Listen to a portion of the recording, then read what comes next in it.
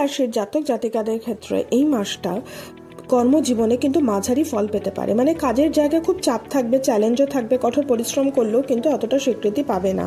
আর যারা ব্যবসা করছে তাদের ক্ষেত্রে এই মাসটা কিন্তু উচ্চ স্তরের কিন্তু লাভ করতে পারবেন না। আর যারা পড়াশোনা করছে তাদের ক্ষেত্রে এই মাসটা অতটা অনুকূল যাবে না, বিভিন্ন রকমের বাধার সম্মুখীন হতে পারে। আর যারা প্রতিযোগিতামূলক পরীক্ষার জন্য চেষ্টা করছে বা উচ্চশিক্ষার জন্য এগিয়ে যাওয়ার চেষ্টা করছে তাদের ক্ষেত্রেও এই মাসটা অতটা অনুকূল যাবে না। আর এই মাসে কিন্তু পরিবারের ক্ষেত্রে একটু তালমিলের অভাব কিন্তু লক্ষ্য করতে পারেন।